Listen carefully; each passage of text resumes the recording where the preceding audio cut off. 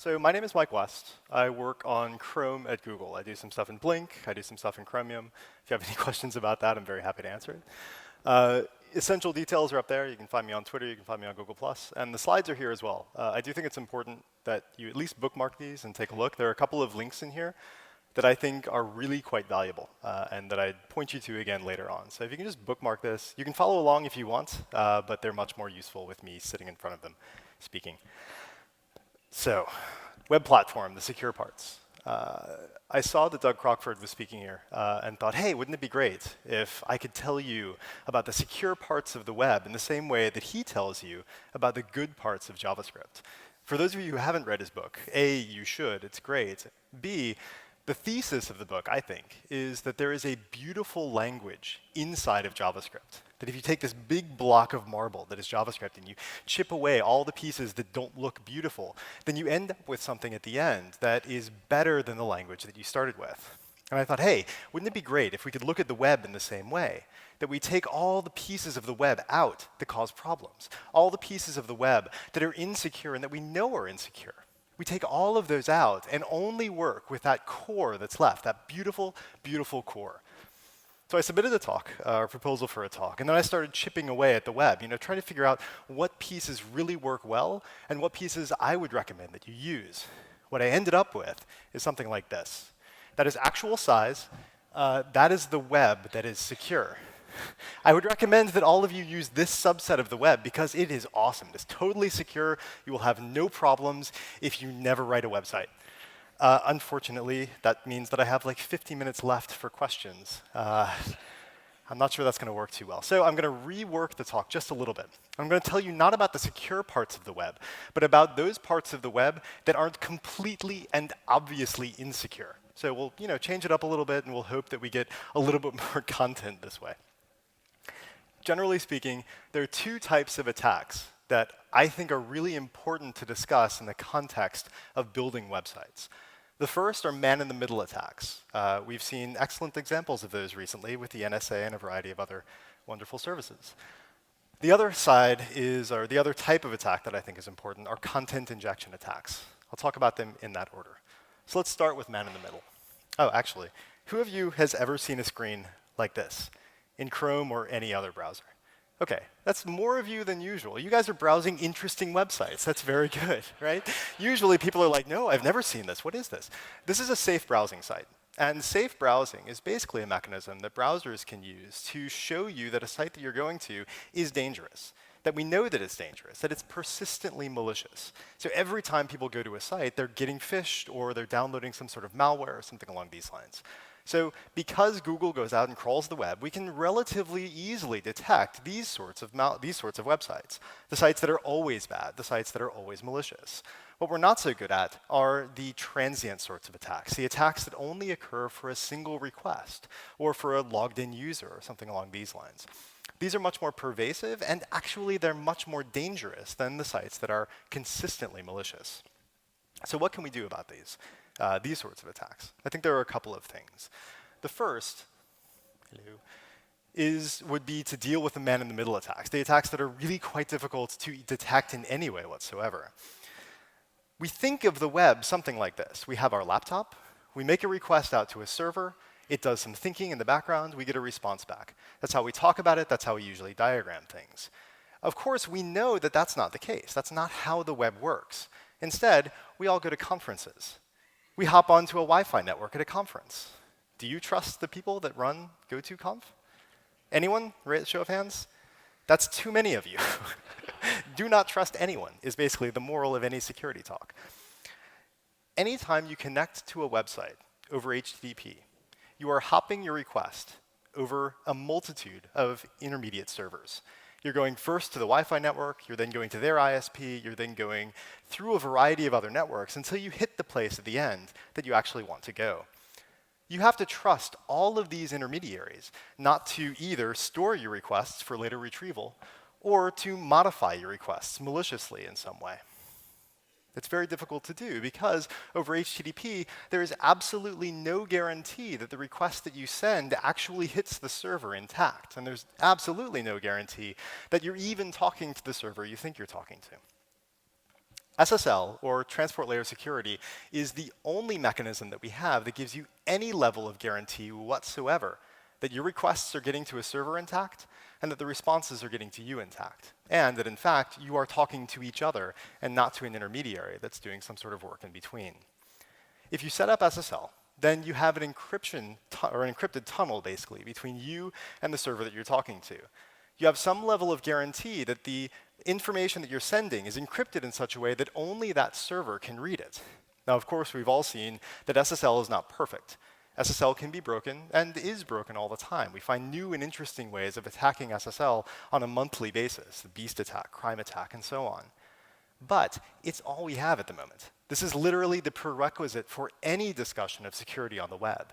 If you don't encrypt the information that's being sent from the client to the server and from the server back to the client, then any other conversation that we have about security is completely moot, because it's quite possible for anyone in between you and the server that you're talking to inject malicious content or to simply store the information for later retrieval so they can see, what it was that you were looking at.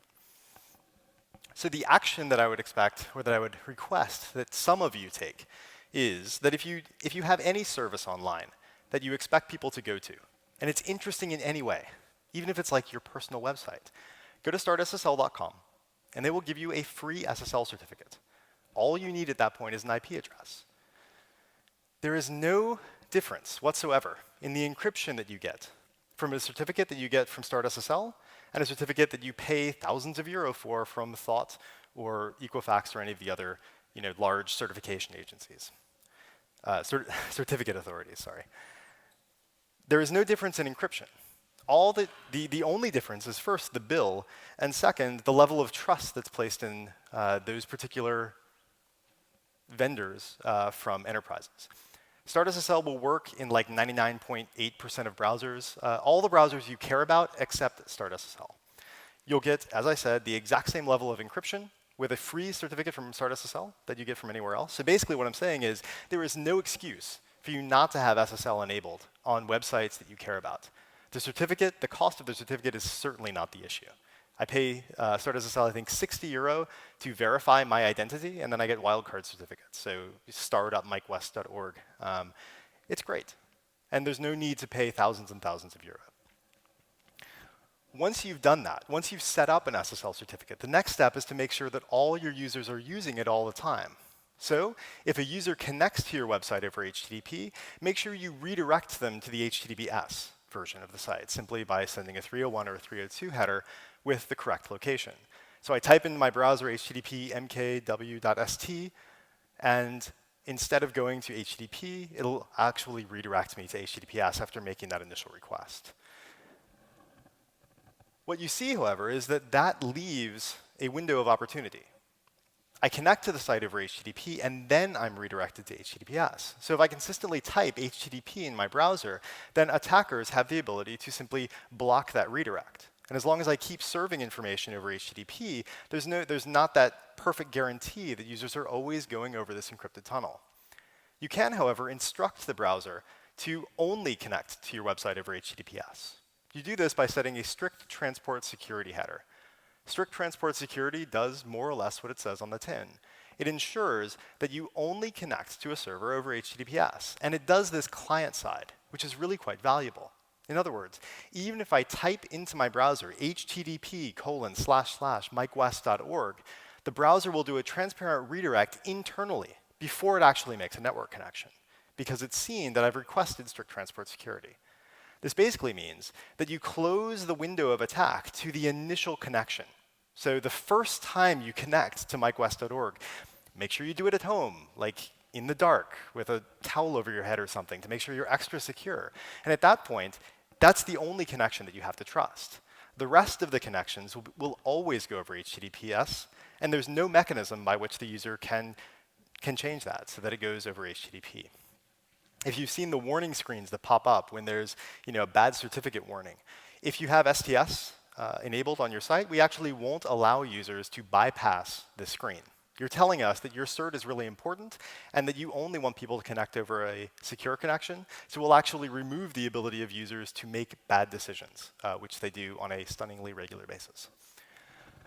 Once you've set up HTTPS and you're sure that all your users are always going over HTTPS, do two things to your cookies. First, set the secure flag on your cookies.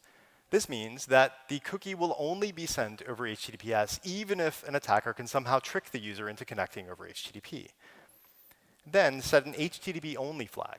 This means that the cookie will not be available to JavaScript on the page. It's very, very rare that there's actually something useful that you want to do with a cookie via JavaScript. It's usually the case that you're using the cookie to store some sort of server-side state. If you want to do something locally, use local storage, use session storage, use any of these amazing HTML5 storage mechanisms to store data locally. Keep the cookie for state and ensure that it can't be accessed via JavaScript. This means that if an attacker can somehow maliciously inject JavaScript into your page, he can't read the user's cookies, exfiltrate them somewhere, and then use them in a malicious way. So you're keeping your users much more secure by ensuring that you're the only one that can get access to the cookies and that the cookies are only sent over the network. Now, it'd be really nice if we could also, in addition to saying that we only want to go over HTTPS, that we could say that we only want to accept certain SSL certificates. The biggest problem with SSL at the moment is not the NSA. The biggest problem with SSL is that every certificate authority is trusted in the exact same way that every other certificate authority is trusted. So if any CA is broken into and serves certificates that it shouldn't serve or that weren't actually requested by the owner of a domain, we have no way of determining whether the certificate is a good certificate or a bad certificate. This is why Turk Trust was really problematic. Because of that, it's really useful, it would be really useful if a browser had a mechanism of determining that a certificate is valid or that a certificate is requested by the owner of the domain as opposed to by some malicious third party. Public key pinning gives the site the ability to say that this certificate is valid, or rather, certificates that are signed by my public key are valid. Any other certificates that you may see, even if they're completely valid from a technical perspective, even if they work, you shouldn't use them. You should treat them in the exact same way that you treat any other broken certificate. It's the case that Google, Chrome and Firefox now both have hard-coded internal lists of certificates and websites that should always go over SSL and that should only serve certain, or should only be served with certain certificates. So things like mail.google.com, paypal.com, and a variety of others. If you want to get onto that list, which basically means that there's no mechanism that someone can use Chrome to connect to Gmail if Gmail isn't being served from Google with Google certificates. If that's at all interesting to you, file a bug. We are happy to add to that blacklist or to that whitelist. It's a really simple process. All you have to do is give us your hash and give us the domain. And we need to then verify that you are actually serving the site over SSL and that it actually matches what's out there. But generally speaking, this is a good thing to do if you actually have good practice internally. The only problem with this is that if you do things poorly internally, such that you sometimes serve your site over HTTP, or you have a variety of certificates that aren't all served from the same key, then users will actually completely not be able to access your site via Chrome or Firefox. So you have to make sure that you're doing things right internally, but once you are, please hop onto the list. There's really no reason not to. And it will definitely protect your users better than simply setting these headers. Although setting these headers is an excellent, excellent, excellent first step. So, man-in-the-middle attacks. We can mitigate the risk of man-in-the-middle attacks by serving everything over SSL. We can mitigate the risks further by ensuring that our users always go over SSL by serving strict transport security headers. And we can verify that the certificates we're serving and that the certificate the browser accepts is only the certificate that it should accept by pinning our public key. We should also make sure that we look at our cookies and only serve them over SSL and only serve them in such a way that they are accessible, that they are not accessible via JavaScript. So if we do all of those things, then we've given ourselves more or less the baseline of security from which we can start talking about other things. There's an article here that I would recommend that you take a look at, which basically summarizes everything that I've just said. It's written by an incredibly handsome man, and I think that it's something that would be worth, I don't know, 5 or 10 minutes of your time just to take a look at. There are a variety of other articles on the web that will show you how to do SSL for your particular server. So I use Nginx, and it's like 3 lines. And I imagine that it's about the same in Apache and a variety of other servers. So we talked about man-in-the-middle attacks. The second kind of attack that I think is really dangerous and that is quite worth talking about is content injection attacks. Content injection attacks occur when a malicious user is able to trick your server into sending some sort of information that it didn't intend to send. Usually this is caused by bad escaping. So someone will tell you that their name is not Bob, but script tag alert, close script tag. And if you escape that incorrectly when it goes out to the page, then you're in trouble. But it's also the case that it's not just JavaScript. Malicious CSS can be problematic, and just HTML can be very problematic as well. So it's really important to figure out what we can do to mitigate this risk of content injection. First, of course, you should be looking server-side. You should be validating all your inputs, as we heard this morning. You should be validating all your output, which is even more important in an HTML context. I'll talk about that in just a moment. All of this is important because of the same origin policy. So an origin is a scheme, a host, and a port. It's this pairing. So HTTP example.com 80, or HTTPS google.com 443.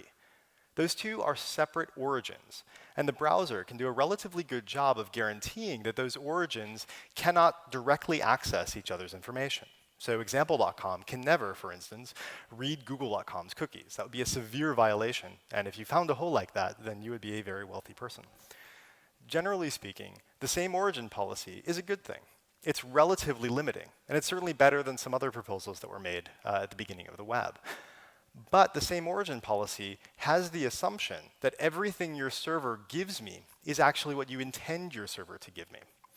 Back when the internet was first created and it was kind of academia, this was something that we could relatively easily assume. Each person's server is only going to give the information that that person actually typed into their computer manually and then put on the web for someone to read. But in today's world of really dynamic websites and really complicated backends, this assumption is problematic in a variety of ways. It's relatively easy to trick a server into sending some sort of information, and especially script, that it doesn't intend to send. And because of that, we end up with a lot of problems looking at security on the web. What's the difference between these two script tags? Exactly. There's no difference at all, of course. Now visually, we can inspect these two script tags and say, well, the first one, awesome. I would love to do that. I think that's great. The second script tag, maybe we don't want to do that. Be evil? That doesn't seem like a good thing to do. I don't actually remember writing that into my app. How did that appear on my website? Well, it might have appeared somehow like this, right? So someone tells you that their name is be evil inside of a script tag. And if you write that out directly, then you're in for a world of pain, because you have put script into your origin that the browser executes with all of the power of your origin. There's no way that the browser can distinguish between good script on a page and bad script on a page. The browser sees JavaScript, and the browser loves JavaScript. The browser wants all the JavaScript it can possibly have, and it wants to execute it just as fast as it possibly can. Usually this is a great thing, but it's really problematic if the JavaScript on your page isn't the JavaScript you intended to be on your page. It's more problematic, I think, when you think about the various contexts that HTML offers you. So this is a relatively exhaustive list of the contexts that exist within a normal HTML document. So you see here that we have a color inside of a CSS block. We have a name inside of a paragraph. There's some information put into an attribute inside of a tag. There's something put into script directly, like a user ID. And then there's perhaps debug information put into a comment. Now, all of these contexts have different rules. When the browser is parsing through your HTML, it looks at each of these contexts, and it parses actually differently based upon the context in which it finds itself. It's just a state machine, right? So if you look at a comment, 2 dashes inside of a comment will actually close the comment, and everything else will be rendered as HTML. 2 dashes inside of a p tag, of course, have no effect whatsoever other than just to render those 2 dashes. So it's really important that when you're escaping things for your website, that you understand the context into which this information is going to go, and that you escape correctly for that particular context. Has anyone heard of JSFuck? JSFuck is awesome. It is a little verbose, but what it proves is that JavaScript, all JavaScript, can be written using 6 characters. Open brace, close brace, open parentheses, close parentheses, bang, and plus. That's pretty amazing, right? JavaScript is a really mutable language, and because of some interesting casting mechanisms that go on, you can actually use only these characters in order to produce any valid line of JavaScript. When you guys are escaping JavaScript, do you look for these characters? Any of them? Probably not, right? They look relatively benign. Does anyone actually know what this does, by the way? I mean, it's just JavaScript, right? You can read that. No? This does alert 1. Usually when you're doing like a penetration test or something, you would do alert string XSS. That's about 60,000 characters, so I didn't paste it in here. JSFuck is quite verbose. But it proves an interesting point. OWASP is an organization that does security trainings and has a wide variety of resources online that you can read about interesting things in security. This is an XSS cheat sheet, more or less, where it shows you interesting mechanisms that people have found that get parsed correctly by a browser that you might not be expecting when you're writing an escaper for your website. So it's interesting just to take a look, just to give you a feel for the wide variety of mechanisms that clever people have found to inject things into pages that will actually get executed depending on context and depending on browser. It's worth just taking a look at this to understand how big the problem space actually is and how careful you need to be when you're looking at information to actually write out to your websites. Alex Russell, I think, puts this beautifully when he says that he discounts the possibility or the probability of perfection. He thinks it's very difficult to be perfect, and he's exactly right. The problem, of course, is that we have to be perfect because people that are attacking our sites are going to, A, spend much more time and much more energy, and the information on the website is probably more valuable to them individually than it is to you individually when you're writing code. You're not evaluated on whether or not your code is secure at the end of the quarter. At the end of the quarter, you're evaluated based on, did I build this amazing feature or not? Given that, it's just really, really difficult for us to be perfect every time. So I would rephrase this a little bit, and I would say that we are all idiots with deadlines. The problem that we have is that the problem that we have is absolutely trivial. All we have to do is take a string and write it out in such a way that it doesn't execute as JavaScript. The rules are simple, they're all in the spec, so it's not the case that it's a really just stunningly difficult theoretical problem. It's much more a problem of practicalities. And it is simply the case that we are all bad at trivial problems, or at least this trivial problem. Given that, I think it would be nice if we could somehow strip away this idea that the browser should execute everything that it sees. So if we could reduce the problem a little bit, chip away at that marble to reveal something a little bit smaller that reduces the privilege of a website such that it doesn't look at all code as being valuable, but only those certain pieces of code that I really care about, then I think we're going to be in a better position overall. So we know what this picture is, or this painting. Culture, people, come on. This is Odysseus and the Sirens. It's a story from the Odyssey many, many, many, many years ago. It goes something like this. So the sirens sing beautifully. They sing so beautifully, in fact, that all you want to do when you hear their song is hear more of it and get closer to this music because it just fills you and infuses you with such life and verve that you throw yourself overboard in order to get closer to the music when you sail by the island where these sirens live. Throwing yourself overboard is a really terrible way to actually sail a ship. Steering is very difficult when you're in the water. Given that, the boat will usually then crash into the island where the sirens live, and who knows, they probably eat people. I don't know.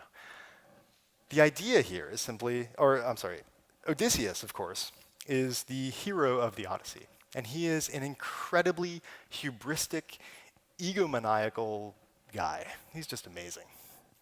He decides that he wants to be the only living person to have heard the song of the sirens and survived. Right? He wants to be this amazing person who knows all of the music of the sirens and has heard this amazing music, but didn't throw himself overboard and didn't die doing so.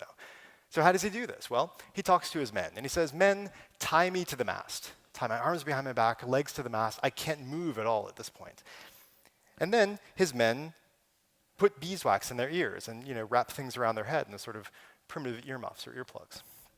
So they can't actually hear the music of the sirens. He then gives them explicit instructions, probably drawing it on paper, I guess, since they can't hear him at this point, so that they will row past the island. They won't go to the island. They'll just, go in a straight line around this island so that he can listen to this beautiful music, but not risk himself while doing so. So they do this. They go past the island. Odysseus hears the music of the sirens, is driven to the brink of madness, but doesn't actually throw himself overboard. Not because he doesn't want to, of course, but because he's prevented from doing so. And as men, well, they look at the sirens. The sirens look really nice. I guess they're singing something beautiful. But they aren't filled with the same sort of desire to throw themselves overboard that they would if they were actually listening to the music. He's prevented his men from acting on these distractions. He's prevented them from acting in such a way that they can actually do themselves and do him harm. I think the moral of the story from a security perspective is to give your applications, or for your applications to ask the browser to give them the fewest number of permissions possible for them to actually do their job, but not to give them the abilities to do things that they, A, don't need to do, and B, would cause harm. This is more or less the principle of least privilege. You want to ensure that the pieces of your application only can do the things that those pieces are supposed to do. So if they don't need to execute script from anywhere on the web, then blocking them from doing so would be valuable. We can do this with a technology called content security policy. Content security policy is a relatively new specification. 1.0 has just hit candidate rec excuse me, a little while ago. It's out unprefixed in both Chrome and Firefox, I think Firefox 23 and up. So it's available now for you to use on well over half of the web. I edit the spec along with Adam Barth from Google and Dan Beditz from Mozilla. They are both much smarter than I am, so they tell me what to type, and I type it, and it's great. It's a really excellent relationship for all of us. Content security policy gives you the ability to tell the browser that your application only should use resources from particular origins or from particular paths in a particular origin. So there's a great article, also written by a very handsome man, that I think is really, really important for you to read. Like, if you remember only one thing from this talk, I would really hope that it's this. This gives you the practical detail of how you can start implementing content security policy for your websites. It walks through all the directives that are available, which we'll talk about in just a moment. But I'd really ask that you bookmark this and take a look at it sometime later on. Share it with all of your friends. Content security policy, I think, is one of the most important changes in web security, probably in the last, I don't know, at least several months and probably several years. And I think it'd be really, really valuable for you to start evaluating your application and to evaluate how your application can slightly change such that it works under content security policy. So what does content security policy actually do? Well, as I said, it's more or less a whitelisting mechanism, where you say that these origins should serve me data, and these other origins should not serve me data. So you get great error messages like this. You know, I didn't execute this script because it didn't match the content security policy that you gave me. So even if an attacker is able to inject code into your site via some sort of, content injection attack, you won't load code or load resources from their origin because those resources haven't been whitelisted. This gives you a lot of freedom. So it mitigates the risk of attack. It doesn't prevent the risk. You're still going to have to do a lot of work server-side in order to encode things correctly. But what this does is give you a little bit of a safety net, such that if you screw up, and you will, then you're not going to be loading code from these origins, or at least it's not going to be as straightforward for an attacker as it would be currently. So what does a content security policy look like? It's served over an it served as an HTTP header, content-security-policy. This is what the content security policy for mikewest.org looks like. So if you want to hit that right now and then just look at the headers, you can follow along. The idea is basically that you, in a fairly granular manner, can whitelist specific resource types from specific origins. I start with a default source of none, so no resources load on my site, and then I slowly open that up, right? So I start saying, well, style can load from my CDN. Frames can load from YouTube and from SpeakerDeck because I have some embeds in the site. I want to load some script. I want to load some images. But I only whitelist those origins that I care about and that I particularly have evaluated as being safe and secure for my application. Your application is going to look completely different from this, of course, but the core concept is the same. This is a more or less exhaustive list of all of the directives that are available in Content Security Policy 1.0, which is what browsers currently implement. Content Security Policy 1.1 is something we'll talk about in just a moment. It has some additional stuff, some of which is important, some of which is not so important. But this is all available in browsers right now. I'd particularly like you to pay attention to the last line, report URI. When you're being attacked, you often do not know that you're under attack. Content security policy gives you a mechanism of reporting violations that occur on the web. So if there is a content injection attack, and someone is able to inject script into your page, but it's blocked by your content security policy, then you'll get a post out to your web server that says, hey, on this page, something bad happened. It'd be really good if you, I don't know, took a look at it. This also offers a rollout option for you.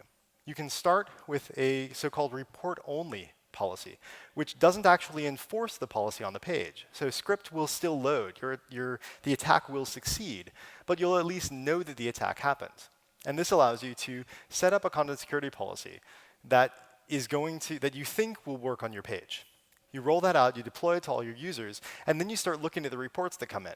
And you might find pieces of your site that work differently than you expected, that you actually need to whitelist more than you currently have, or that you're whitelisting too much. Once you're safe and secure, or once you're secure in the knowledge that this policy is going to work for your site, you can turn it into an enforce mode policy by dropping the report only from the header. You can even send a report only policy and an enforce mode policy at the same time. So you can have a lax policy that you know will work on your site, and a stricter policy that it's in report only mode, so that you can evaluate whether or not it's going to work on your site, and then flip them around later on. So this gives you a really interesting rollout strategy. The report is just a JSON object that's posted to your site and gives you some interesting detail about what might be going on. So what page, if it comes from JavaScript, we'll try to tell you like a file and a line number, things along those lines. Now, it is the case that not everyone thinks CSP is as awesome as I think it is. People like Rick think that CSP was designed by ignoring reality. Rick, I think, is talking about two particular points that are painful for people that are switching into content security policy. And I would say that we didn't ignore reality. We simply look at reality and we say, that doesn't work so well. Let's look over here and invent our own world and then try to apply it as best we can to reality. The two things that I think he's probably referring to are first, inline script, and second, eval. We'll talk about inline script first. What origin would you say that those three pieces of script come from? So you've got a script tag, you've got an inline event handler, and you've got a JavaScript URL. Haha, we didn't know either. So what we did is we invented the concept of an origin for inline script. It's called unsafe-inline. We call it unsafe inline because it's kind of unsafe. Like, this is the problem that we're trying to solve. In 1.0, we've basically taken the position of throwing the baby out with the bathwater. We know that there are good use cases for inline script. But in order to get something out the door and get it implemented in all browsers right now, we've thrown out the inline script baby. And in 1.1, we're kind of looking around in the water to see how many babies we can save. Because babies are kind of nice. For inline script, at the moment, you're going to have to do something like this. You're going to have to externalize the JavaScript. And quite honestly, this is kind of what you're supposed to be doing anyway, right? You separate concerns in your pages. So you have a JavaScript file. The JavaScript does some DOM manipulation in order to hook up event handlers. We like this because we can verify, the browser can verify, that this file is coming from an origin that you've whitelisted, and that it is, in fact, a file that you want on your page, as opposed to the inline script, which might come from you and it might come from an attacker. So this is why this is important at the moment. In the future, we're going to have one of two solutions, and potentially both. We're talking about them right now in the working group. The first solution is a cryptographic nonce. And a nonce is basically a one-time pad. What this means is that every time you serve a page, the server will come up with a new really long string and send that string as part of the content security policy. You then apply this string to the script tags in the page that you want to whitelist. So you say, this script tag is one that I wrote. It's one that I think we should execute for performance reasons or whatever. Other script tags that you see, you should ignore them.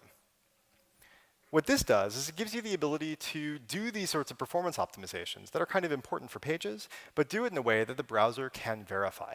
Now, this is available right now in Chrome behind a flag. So if you go to Chrome flags and scroll down to experimental web platform features and turn that on, which if you're a web developer, you should do it anyway, because it gives you access to all this new stuff that's coming out, then you'll be able to play around with this right now and start evaluating whether or not it works for your page.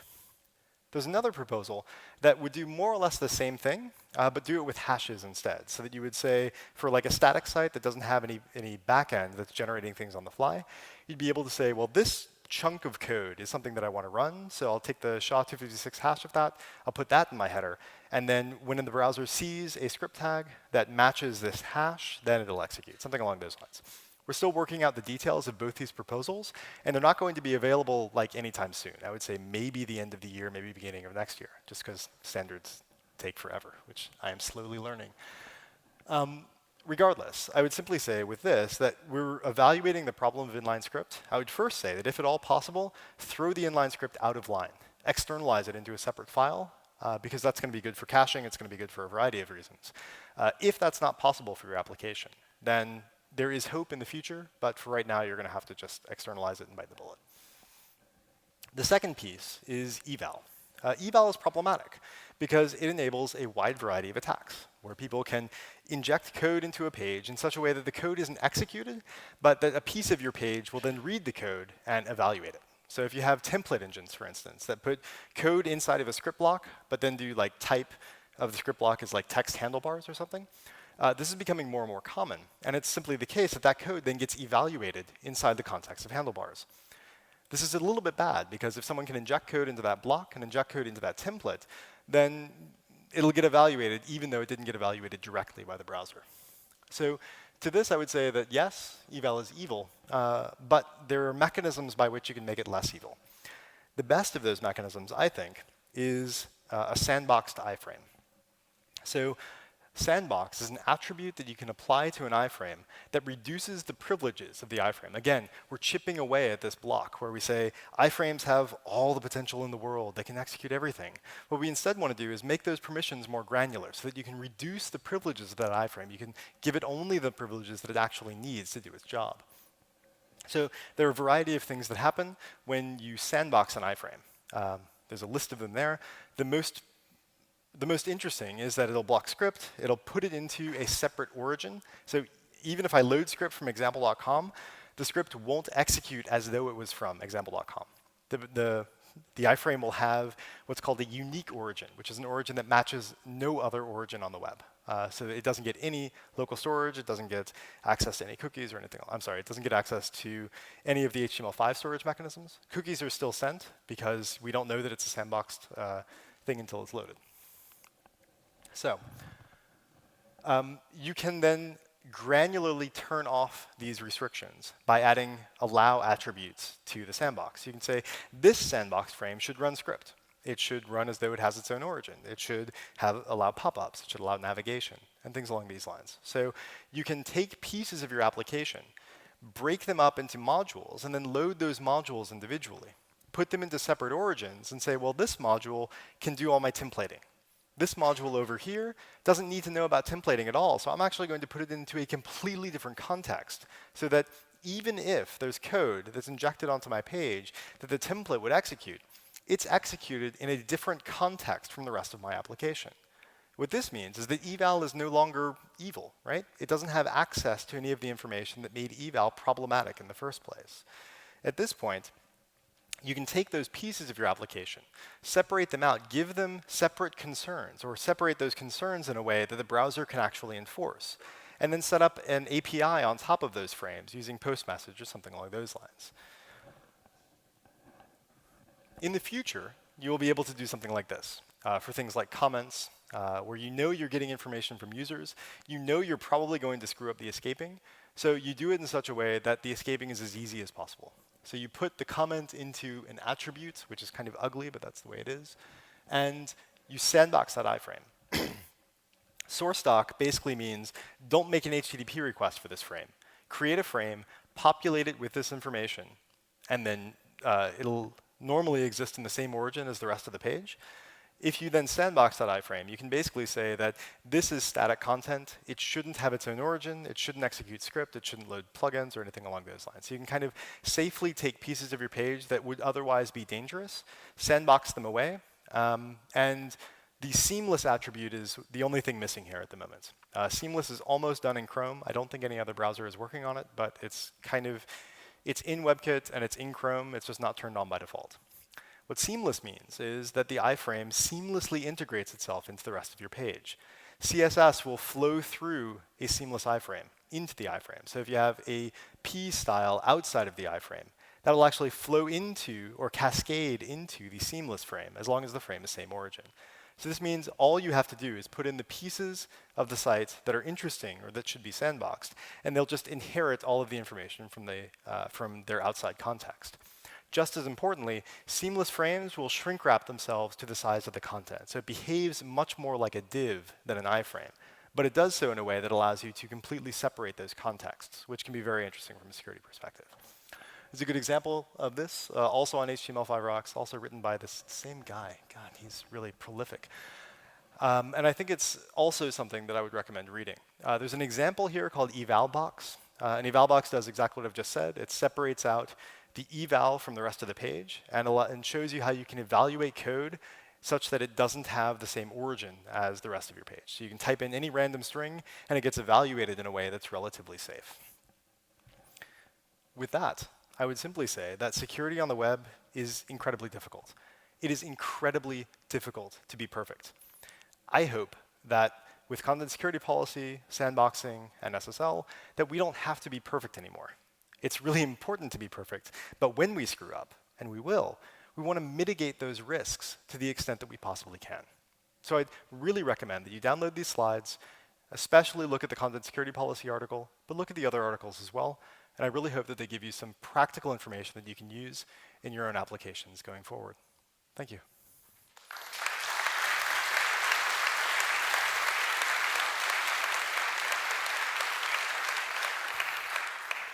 Do you have any time for questions? Oh, I'm sorry, we have some questions from the app. How exciting. When will Chrome support Dart? That has nothing to do with this talk. If you want to ask me about it later. If you pin your certs in Chrome and then your corporate signing cert is stolen, then you are completely busted.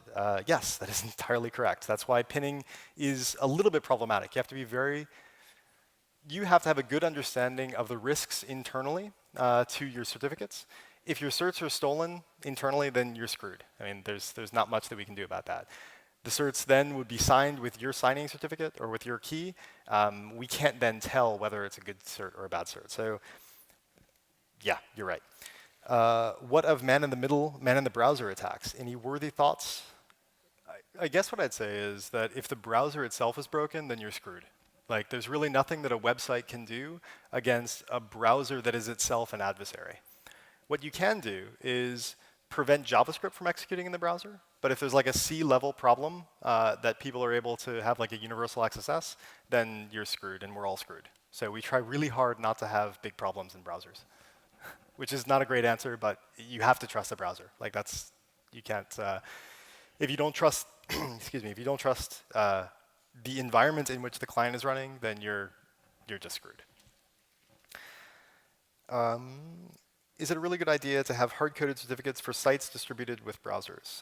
It's a good idea to have hard-coded certificates for the sites that are really high value. So PayPal, for instance, and mail.google.com are really high-value sites, and they are phished and attacked all the time.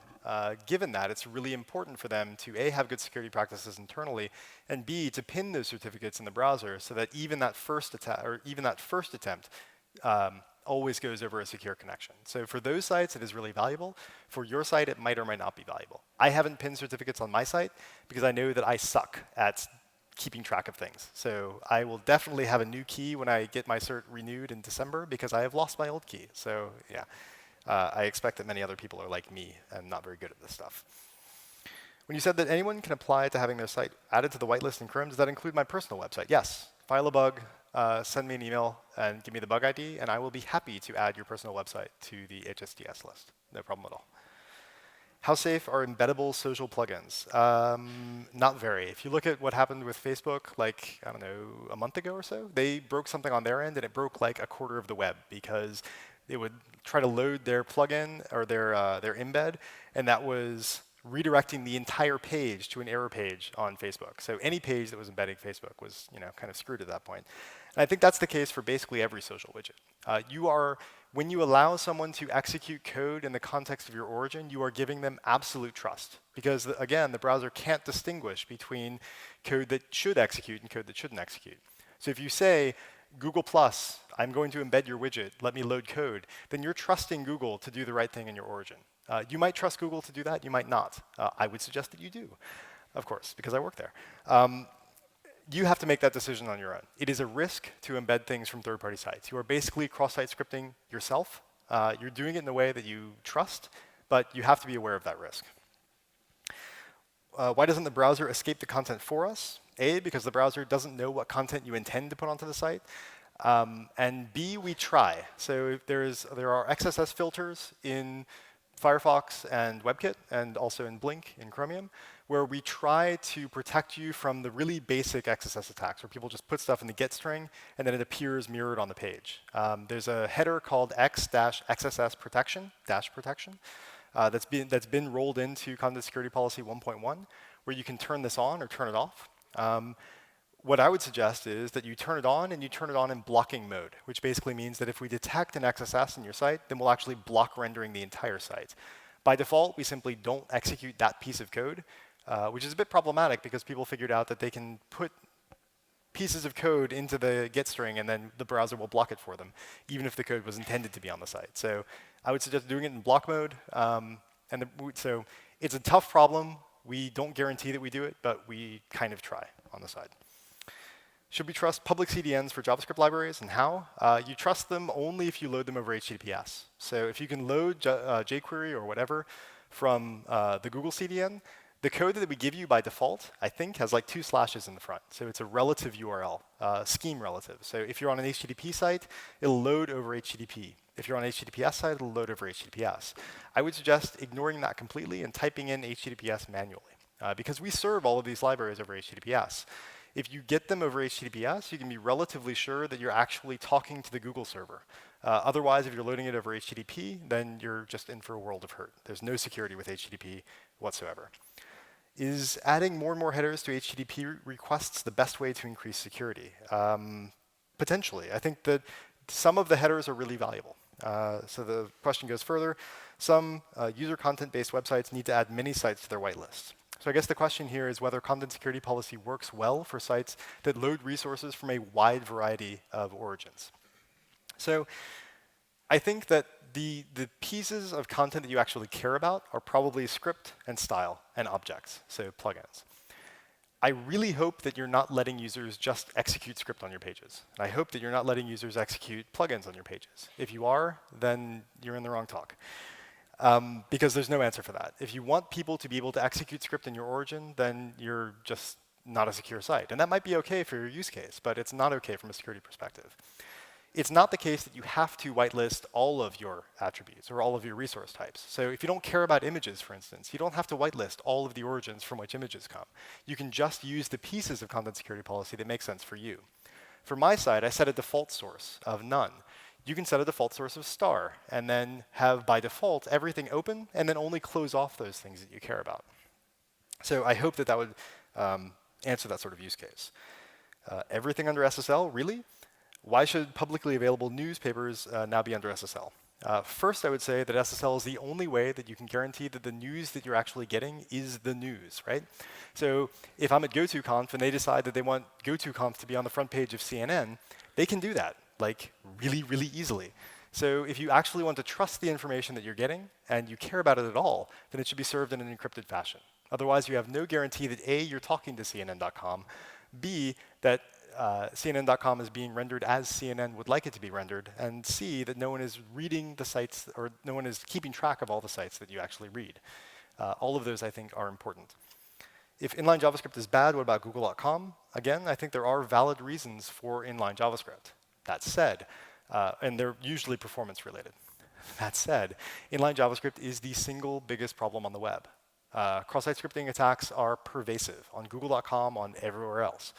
Given that, if we can do away with inline JavaScript in such a way that people don't need it anymore, or that people can externalize their JavaScript, then great. There are, of course, cases in which it's a big performance hit. And in those cases, we're going to try to offer options in Content Security Policy 1.1. So my base belief is that inline JavaScript is evil and bad and shouldn't be done. That said, there are good reasons for it that other people have, and their reasons are perfectly valid. Last question.